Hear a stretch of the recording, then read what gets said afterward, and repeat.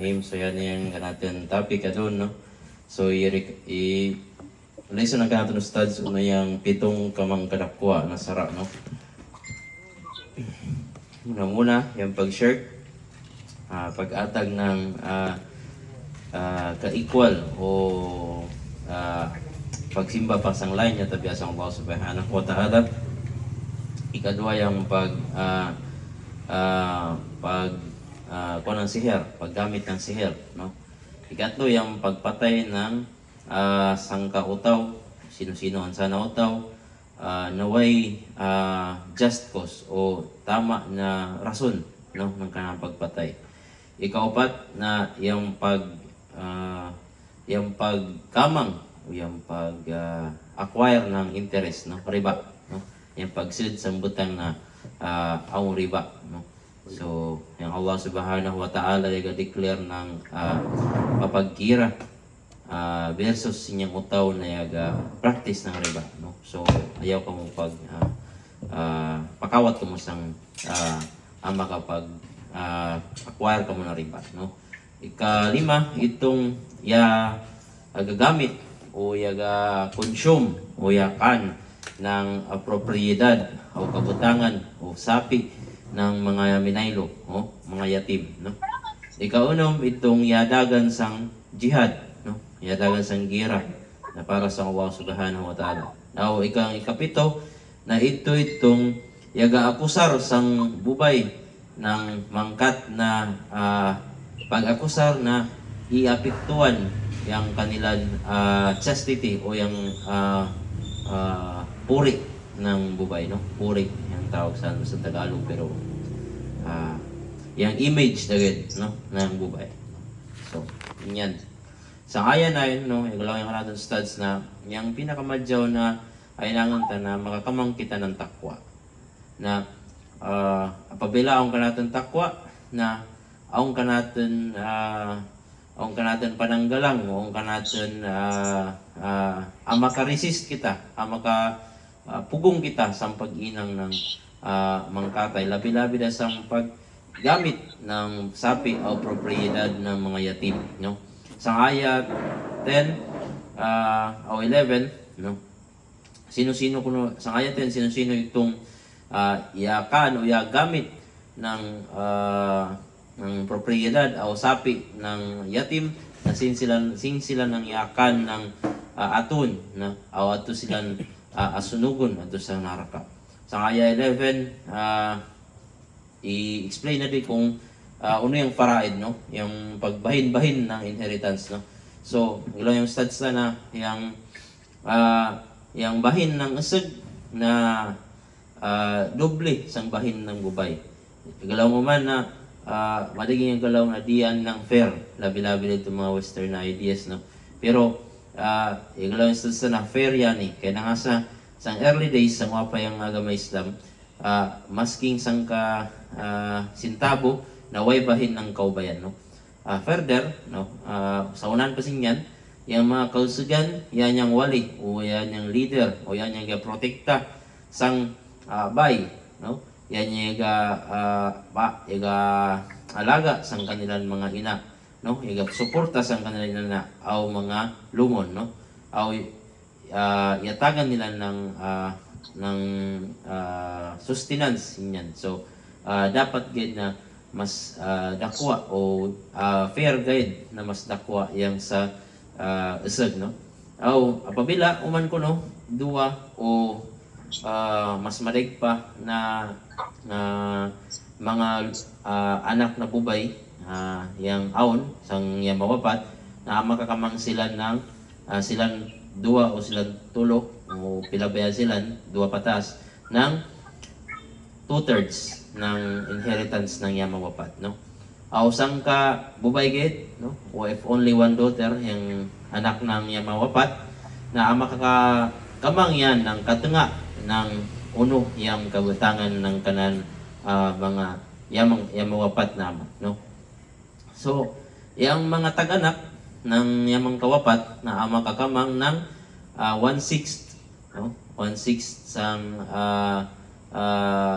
kabutangan ng kanilang anak, no. Kung inyang yang parents kay ina na makakamang yan ng 1/3, no? O pila yung 1/3 sang kwan pre? 1/3 pila ka porsyento? 0.33. 0.33%, no? 33%. 33% sang kabutangan ng yamatay, no? Na kung apabilain yan, kung way anak ng yamawapat, no? Kung apabila yung yamawapat na aong kanan lumon o sugo lumon na bubay na yang mga taganak sinyang yamawapat na makakamanggay ng 1/6 di ng 1/3, no? Yang pag bahin-bahin sini na mga kabutangan na ang mabahin nga dyan apabila ikabayaran na yung mga utang o mga kalaygan pa na bayaran nun ng yamawapat, no? So, yung lang Allah subhanahu wa ta'ala na iinang na niya, ipipagtinga-tinga na ng minini kay ikaw na taganak o ikaw na yamawapat na wakaw katigam kung sino-sino kanilan mga taganak mo o anak mo yang masaidkan mo no na pagbenepisyo sini, no? So sang kadaygan ng mga komunidad, no, labi-labi dahil ilaw ng kanatustad sa Indonesia o kuno sang komunidad adto na di pagkabahinan yang isag, no, yang isag ng kabahinan, no, di pag-atagan yung isag ng kabahin apabila mawapat dayang mga taganak. So yan ay against yan isang Islam. Yan ay naaya yang maturon sitong time na yang sahaba na si Sa'ad bin Arabi na kanan asawa ya kadto sang Rasul sallallahu alaihi wasallam na igalaw ya Rasul sallallahu alaihi wasallam yan yang duwang kaanak ni Sa'ad na yang mawapat sanggira, no? O yang kanilang propiedad o sapi na ikamang ng kanilang bapa, no? Na Allah subhanahu wa ta'ala yakuman na atagan sila ng 2/3, no? 75% ng kanilang sapi, no? Ng sapi ng ama, sapi ng yung mga kawapat na ama nila na atag sang kanilang yan yung duwang kabubay na anak ni Sa'ad, no? O yang 1/8 na aatag sang kanila sang kanan asawa ni Sa'ad, no? So uno-uno yang mabilin singyan, yang mabilin ang singyan na kabutangan na ato dasang kanan bapa. So ang i-emphasize siya po lang natin ustads na itong aong gira na aong kanilang aong sangka bubay na yama dakop nila o kaya manganap ng kanan anak sa gira o pagkita na ng anak na ikup-kup na, no? Na yung Rasul sallallahu alaihi wasallam yung galaw sang sahaba isip na kaya ba ng ina makita yung anak na atugpo sang aton igalaw yung sahaba na di na igalaw yung Rasul sallallahu alaihi wasallam yung Allah subhanahu wa ta'ala mas mauy pa sang ina na makita na yung anak na di na kalinian yung anak na matugpo sang aton. So mas mauy pa yung Allah subhanahu wa ta'ala sinyan at to payangot sang kanan sang yapang into, no? So yung mga taganak, no, ang labi-labi din ina makakamanggay dyan ng 1/3, no? 1/3 sang share ng kanan anak. Yang ama uman kumpara sa ama na makakamang ng 2/3, no? Kung silang gadwa yung pagabahin-bahinan, no? Makakamang ng 2/3 yung ama. So mas takwa yung sang ama. So 25% gad yung sang ina while yung sang ama mga 75% yan. So kung aong kanilan aong yung anak yung mawapat aong kanan bana o asawa na mabilin na makakamang inya ng katanga, no? So yung ina makakamang kumanya ng 1/3 na apabila yung mawapat na ang kanan mga lumon o lumon na bubay o usog, maskin pa yan half sister guide o half brother, diyan maga matter, no, diyan ng sabakan na ama tagbibi yang kanilang share maskin pa lumong ga dyan sang ina o lumong ga dyan sang ama, no. So yang ina na ama kakamang ng 1/6, no, instead ng 1/3, o yang ama kakamang ng 2/3 siya po, no. So darisin niya na to sang mga lumon. So sang itong timpo ng Jahiliya mapangistab, no, na yang mga taganak na ama kakamang lidyan sila apabila ama mention o ama lambit yung panganilan sang will o sang kasuratan na iininang ng kanilang anak o anak na mawapat bahin sang pagbahin-bahin ng mga propriedad nan apabila mawapat na yan. Sa ayat 12, yung pagbayad ng utang kinahanglan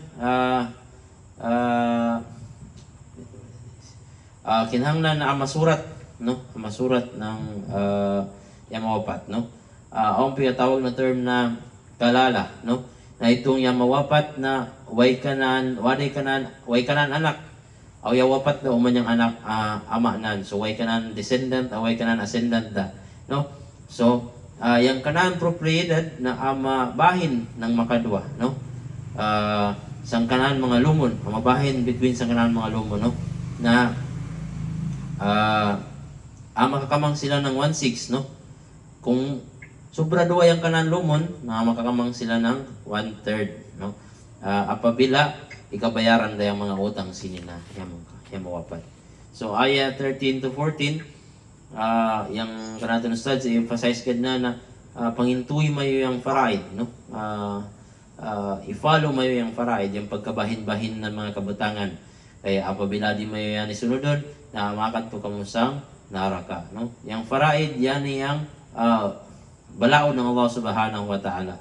Ang hadith ni Imam Ahmad na si Abu Hurairah radhiyallahu anhu, igalaw na yung Rasul sallallahu alaihi wasallam, igalaw na aung sang kautaw na usog o bubay na yan nag-inang sila ng kadyawan na o pagpangingkos ang Allah Subhanahu wa Ta'ala ng 70 kaanyos. Okay, sinyang malugda sila mawapat, no, sang malugda yan mawapat na niyang magasurat dayan ng kanan huling habilin ba ng kanan mga kabutangan na iyaga inang yan ng injustice, no, wa nan sunod yung faraid, no, na igalaw yung hadith na masid yan sang naraka. Yan yung kanan ininang na yung last na ininang na baling katay, no, na masid yan sang makasid yan sa naraka. Aw uman isa ka usog o bubay na igabing pag-inang na ng kadarwakan, no, mangkatay na inang, no, sangsud ng 70 kanyos. Apan sinyang time yada itong yung timpo na malugda mawapat na igasurat yan ng will nan para sa kanang kabutangan sinong gabahin-bahin na masurat nan inyan pinaagi o in accordance o pagsunod sang faraid na inyan yung pinaka madyaw na ininang nan will be his best deed, no. Inyan yung pinaka madyaw na amainang nan o mainang nan o yan ang makasid sa surga.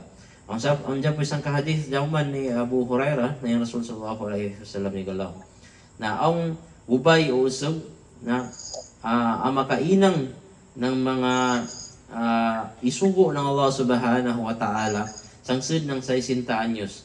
Okay, pagdating ng ama malagda sila mawapat na yaga inang sila ng unfair o yaga surat sila ng unfair o na di patas o di in accordance sang faraid o sang balaod ng Allah Subhanahu wa Ta'ala sa pagbahin-bahin ng mga kabutangan, sinyang kanilang last will na makasud sila sa naraka, no. So minahan ka importante ang faraid. Sa ayah 15 yan itong ruling bubay na maka commit ng illegal na papagduyog o pigainan ng mga married na mga couple, no? So kinahanglan na ang upat ka witness, no? Tapos kung makadto ka mo sa korte o kulang ka mo ng sang kausag na witness na kinahanglan tapakan ng duwang kabubay na witness, no? So ang punishment sang usog ububay na minyo da tapos siya pagduyog pa sang kalaygan, no? Na kinahanglan sila bunon ng bato, stoning yung tawagan nila, no? Pero sang tibok history ng Islam ng Rasul sa timpo ng Rasul na wayama ikapanisyan na pinaagi sang ang witness kay baling kalisod mag-provide ng witness, no? Ang duwang ka instance gid na ikapanisyan sila pero di pinaagi sang ang kanilang mga witness o saksi. Ikapanisyan gid silang kaya dud silang sang Rasul sallallahu alaihi wasallam na mapahukom sila o mapapanish sila ng pagbuno ng bato kanilang kay sang ginawa nila na matigam sila na makasara sila. So ibasa gid natin yung ayah 16 inshallah kisum daw man yang kanan mana o lesson nan ay yung ganyan lesson ta do na Allah inshallah sunod si mana daw man. Syukran. Assalamualaikum warahmatullahi taala wabarakatuh. Waalaikumsalam warahmatullahi wabarakatuh.